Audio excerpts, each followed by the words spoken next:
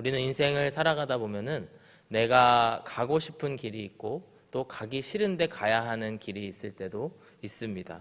그리고 때로는 원하지 않는 그 길을 가야 하는데 그 길이 예수님께서 가라고 하신 길, 보여주신 길이기 때문에 순종해야 되는 그런 상황들이 우리들의 인생 가운데에 자주 있음을 우리가 고백할 수 있습니다.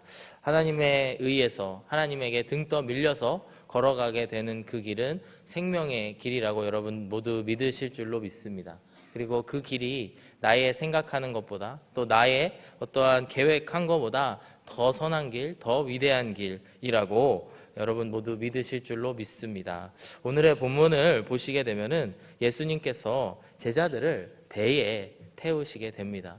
예수님께서 재촉하여 그 제자들로 하여금 배를 타게 합니다. 우리는 배를 타고 있는 그 제자들의 상황을 우리가 생각해 보았을 때에 제자들은 아마도 아무 의심 없이 그리고 아무런 거리낌 없이 배에 올랐을 것입니다. 왜 그랬을까요?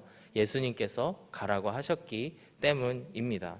그런데 여러분 오늘의 본문 아주 잘 아시는 유명한 말씀인데 이 제자들이 순종하여 탄 그 배의 앞에는 무엇이 펼쳐졌을까요? 풍랑이라고 하는 어려운 상황들, 정말 너무나 당황하여 놀라고 정말 이 원어적으로 살펴봤을 때 기절할 정도로 놀랄 만한 그런 상황들이 제자들의 눈앞에 펼쳐지게 되는 것을 볼 수가 있습니다. 여러분이라면 이러한 상황들을 어떻게 이해하시겠습니까? 왜 예수님의 말씀에 순종하여 간 길이고 그리고 심지어 제자들에게는 예수님께서 육성으로 말씀하시지 않으셨습니까? 그런데 그의 눈앞에는 풍랑이 일게 되는 것입니다. 오늘의 말씀을 통해서 하나님께서 예수님께서 우리로 하여금 걸어가게 하시는 그 풍랑의 길, 그 의미가 무엇인지 함께 살펴보기를 원합니다. 그리고 그를 통하여서 우리들의 인생이 조금 예전보다는 달리 해석되어지는 그런 축복이 우리들 삶 가운데에 함께 있기를 주의 이름으로 축복합니다. 오늘의 본문을 통해서 우리가 알 수 있는 것은 첫 번째로 우리의 인생 가운데에서는 예수님이 가게 하시는 풍랑이 있다. 예수님이 걸어가게 하시는 풍랑이 있다라고 하는 것을 반드시 기억하기를 원합니다. 오늘의 본문 45절은 이렇게 말씀이 시작이 됩니다. 예수께서 즉시 제자들을 재촉하사 자기가 무리를 보내는 동안에 배 타고 앞서 건너편 벳세다로 가게 하시고 이렇게 말씀을 하고 있습니다. 분명히 예수님께서 제자들을 배에 타게 하셨습니다. 그런데 그 배가 다다르는 곳이 풍랑이라는 것입니다. 예수님은 분명 모든 것을 아시는 분이신데 왜 제자들을 풍랑 가운데 일게 하셨을까? 우리는 그것이 궁금할 수밖에 없습니다. 모든 것을 아시는 분이기 때문에 풍랑이 일 것도 아시고 또 제자들이 배에 타실 것도 아셨고 그렇기 때문에 그 이유가 무엇인지를 우리가 고민해 보아야 된다라고 하는 것입니다. 45절의 말씀을 다시 보시면 예수님의 행동, 예수님이 하시는 행동이 상당히 이례적이다. 다른 모든 복음서에 있는 말씀들과는 다소 조금 다른 그런 모습들을 보게 되는데요. 첫 번째로는 예수님께서 제자들을 재촉하신다라고 하는 말, 그리고 즉시라고 하는 말이 나오게 됩니다. 즉시라고 하는 것은 앞서 일어난 어떠한 사건에 이어져서 그 이후에 즉시 예수님께서 제자들을 재촉하신다라고 하는 표현인데요. 바로 그 앞에는 어떤 이야기가 있습니까?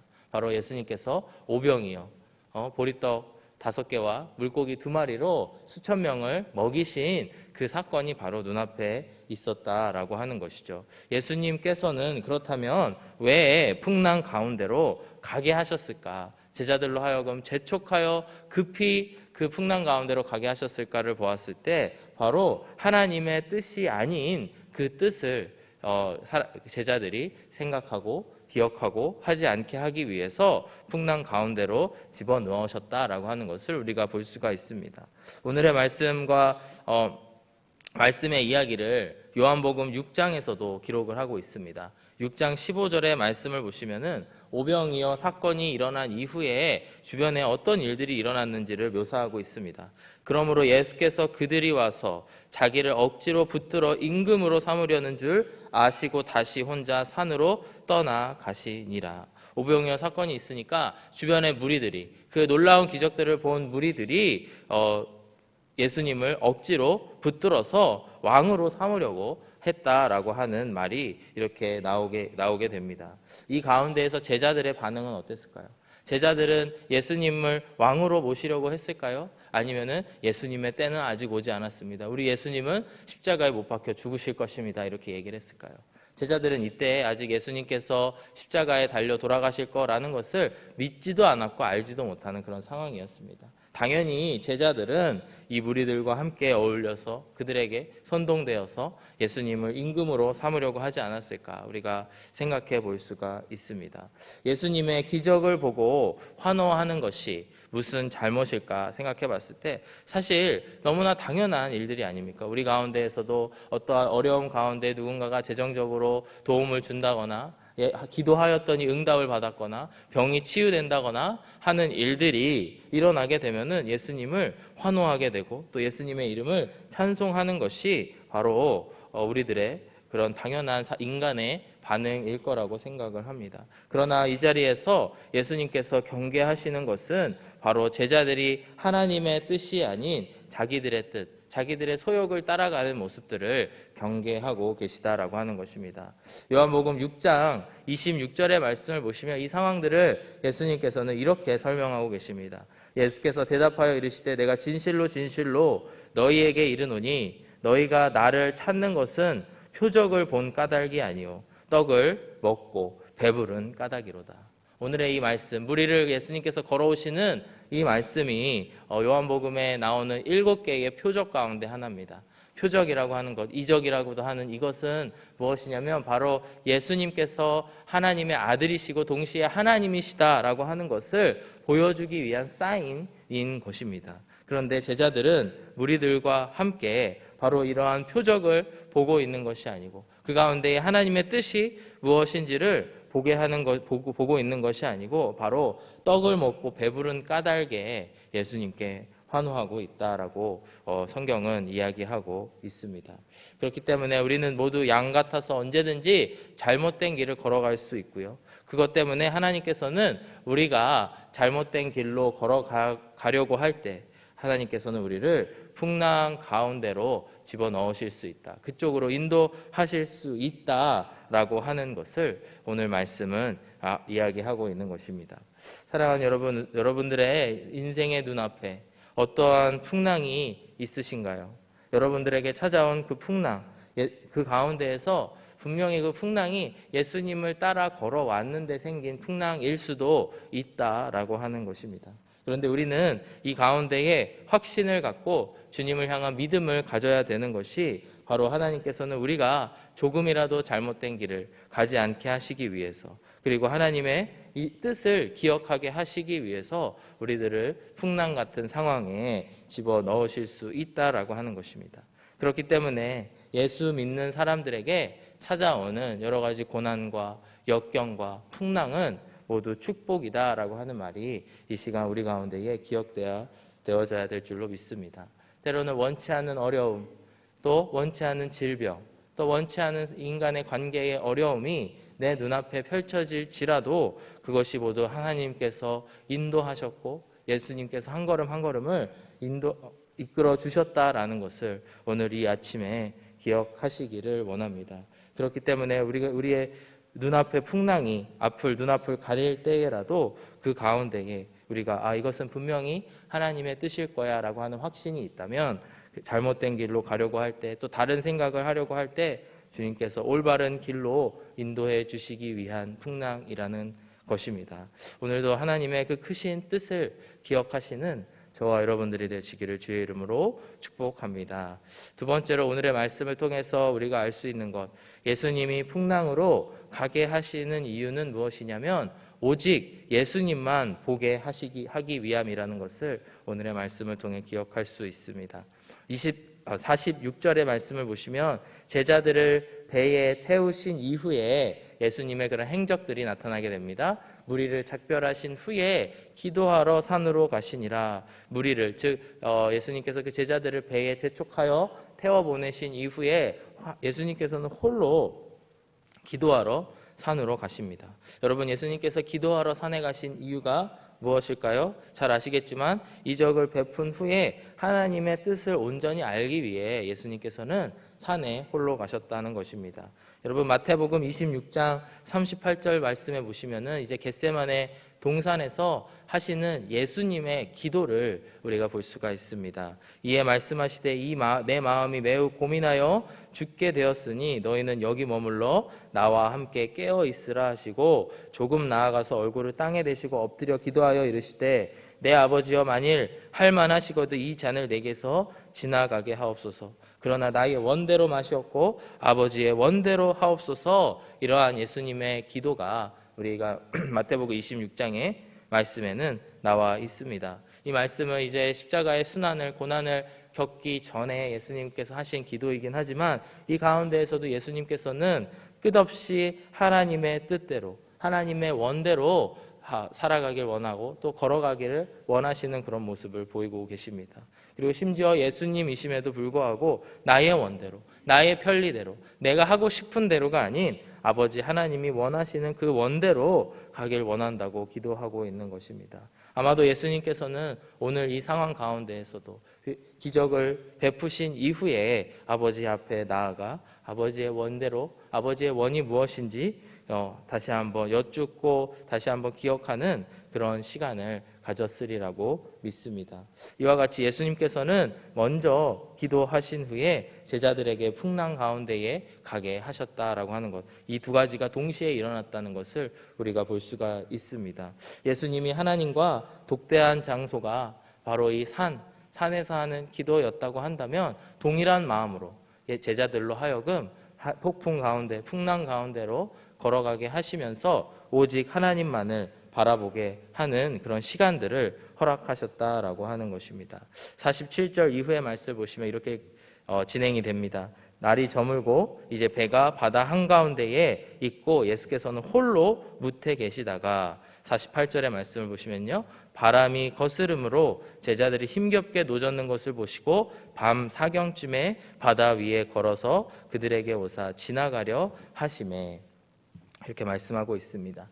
48절에 나오는 밤 사경이라고 하는 시간은 새벽 3시에서 6시, 이 가장 칠흑같이 어두운 그 시간대를 의미합니다. 이 시간은 정말 아무런 소망도 가질 수 없는, 정말 그 갈릴리 바다라고 하는 그 바다 한가운데에 아무것도 보이지 않는 칠흑 같은 어두움 가운데에 예수님께서는 배를 표류하게 하신 것을 볼 수가 있습니다. 이것이 바로 그 어떠한 사람의 도움, 그 어떠한 인간의 힘으로는 이겨낼 수 없는 그런 외로운 상황이라고 할 수가 있는데요. 이때 바로 예수님께서는 홀로 나타나십니다. 48절 후반부의 말씀을 다시 보시면은 밤 사경쯤에 바다 위에 걸어서 그들에게 오사 지나가려 하심에, 이렇게 말씀합니다. 무리를 걸어오시고요. 예수님께서는 그들 가운데에 걸어오시는 예수님만을 바라보게 하십니다. 사람들은 우둔하여서 유령인가 하고 놀라기는 하지만 분명히 예수님을 바라보고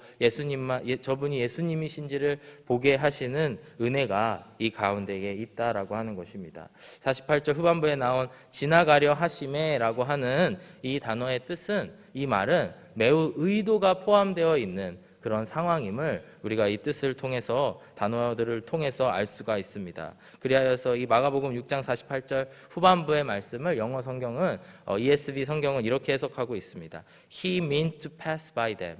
하나님 예수님께서 He meant to pass by them. 그들 가운데를 패스하시기를 의도하셔서 지나가려 하셨다라고 하는 말씀에 그 말의 의미가 내포되어져 있다라고 하는 것입니다. 예수님께서는 제자들을 풍랑 가운데에 집어넣으셨고요. 그 가운데에 일부러 그 주변을 맴도시면서 보여주시기 위해서 이 모든 자리를 연출하셨다라고 하는 것을 볼 수가 있습니다. 왜 예수님께서는 이런 상황들을 만드셨을까요? 바로 이 풍랑 가운데에, 칠흑 같은 어두움 가운데에 예수님만 바라보게 하시기 위해서입니다.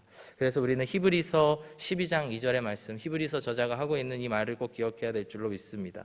믿음의 주여 또 온전하게 하시는 이인 예수를 바라보자. 우리의 인생에 가장 중요한 진리가 무엇인가 했을 때에 바로 우리를 온전하게 하시는 우리의 주인이신 예수님을 바라보아야 된다라고 하는 것입니다. 예수님께서는 우리로 하여금 예수님을 바라보게 하시기 위해서 가장 안 좋은 상황, 칠흑 같은 어두움, 바다 한가운데 아무것도 보이지 않는 그 상황 가운데 풍랑을 주시면서까지도 우리를 예수님만 바라볼 수 있게 해주신다라고 하는 것입니다. 오늘도 우리가 예수님만 바라보게 하시기 위한 주님의 여러 사역들, 일하심이 우리 주변에 있을 줄로 믿습니다. 사랑하는 여러분, 오늘도 우리가 주님만 바라보시면서 한 걸음을 한 걸음을 걸어가게 되시기를 주의 이름으로 축복합니다. 마지막 세 번째로, 그렇다면 배 위에서 떨고 있는 제자들에게 나타나신 예수님이 하신 말씀이 무엇인가? 우리가 함께 이 말씀을 살펴보고 말씀을 마무리하려고 합니다. 50절의 말씀을 보시면요, 그들이 다 예수를 보고 놀람이라. 이에 예수께서 곧 그들에게 말씀하여 이르시되 안심하라, 내니 두려워하지 말라, 이렇게 말씀하고 있습니다. 여기서 내니라고 짧게 번역된 말은 예수님께서 이제 이게 나다 이렇게 딱 짧게 이야기를 하시는데요. 영어 성경을 보시더라도 it is I라고 약간 어색하게 해석이 되어 있습니다. 그런데 여러분, 이것이 다 의도가 있는 표현이고 해석이라는 것을 아시는 분들도 계실 텐데요. 이것은 바로 출애굽기 3장에서 하나님께서 모세 앞에 나타나셨을 때 하셨던 그 말을 그대로 예수님께서 하셨다라고 하는 것을 강조하기 위한 그런 번역들입니다. 3장 14절의 말씀을 보시면 하나님이 모세에게 이르시되 나는 스스로 있는 자다, I am who I am, 이 말을 예수님께서 그 자리에서 그대로 하고 계시다라고 하는 것입니다. 예수님께서는 풍랑 가운데에 무리를 걸어오시면서 하신 말씀이 바로 내가 너희들의 조상을 구원한 하나님이다, 그 출애굽을 도운 하나님, 이끈 하나님이다 라고 하는 것을 제자들 앞에 보여주고 있다라고 하는 것입니다. 여러분, 무리를 걷는다는 것 자체가 예수님께서 하나님이심을, 예수님의 신성을 드러내는 사건이라고 믿습니다. 그런데 그곳에서 예수님은 단순히 삶으로 또 그런 행동으로 보여주시는 것뿐만 아니고 스스로 입으로 말씀하셔서 내가 바로 그 구약의 너희 조상들을 이끌어낸 하나님이고 너희들을 구원할 신이다 라고 말씀을 하고 있다라고 하는 것입니다. 사랑하는 여러분, 예수님의 이 모든 의도된 상황들, 재촉하여 배에 태우시고 풍랑 앞에 서게 하시는 가운데에 예수님께서 예수님만 바라보길 원하시는 그 마음을 기억하게 되시기를 원합니다. 여러분들의 눈앞에 어떠한 풍랑이 있을지라도, 어떠한 어려움이 펼쳐질지라도 그것을 통해서 우리가 천성을 향하여 한 걸음 한 걸음 걸어가는 믿음의 발걸음을 걷게 되시는 저와 여러분들이 되시기를 주의 이름으로 축복합니다. 그리고 그 하나님은 구약에서 이야기하고 있는 창조의 하나님, 구원의 하나님, 그리고 예수님 신약에서 이야기하고 있는 십자가 위에서 우리를 위하여 죽으신 바로 그 하나님이시다라고 하는 것을 기억하는 이 아침이 되기를 주의 이름으로 축복합니다. 풍랑이 일 때에 하나님 앞에 독대하시는 저와 여러분들이 되기를 원합니다. 그리하여서 아버지 하나님의 뜻이 무엇인지를 오늘도 구하며 나아가시는 저와 여러분들 되셔서 그 풍랑의 축복, 예수님과 걸어가는 그 풍랑의 축복을 경험하시는 저와 여러분들이 되시기를 주의 이름으로 축복합니다. 이 시간 함께 기도하겠습니다. 사랑하는 아버지 하나님, 감사합니다. 우리들의 인생이 때로는 어려움이 찾아올지라도 그 가운데에 우리를 보호하여 주시고 지켜주시고 이끌어 주시는 분이 주님이신 줄로 믿습니다. 때로는 주님께서 재촉하시사 풍랑 가운데로 걸어가게 하실지라도 아버지 하나님, 그 모든 것이 우리로 하여금 주님을 보게 하려 하시는 아버지 하나님의 뜻인 줄로 믿습니다. 우리를 창조하시고 구원하여 주시고 또 우리와 영원히 천국에 함께 하실 아버지 하나님을 믿습니다. 그 주님의 인도하심을 따라 오늘 하루도 우리가 걸어갈 수 있도록 인도하여 주옵소서. 감사드리며 예수 그리스도의 이름으로 기도드렸습니다. 아멘.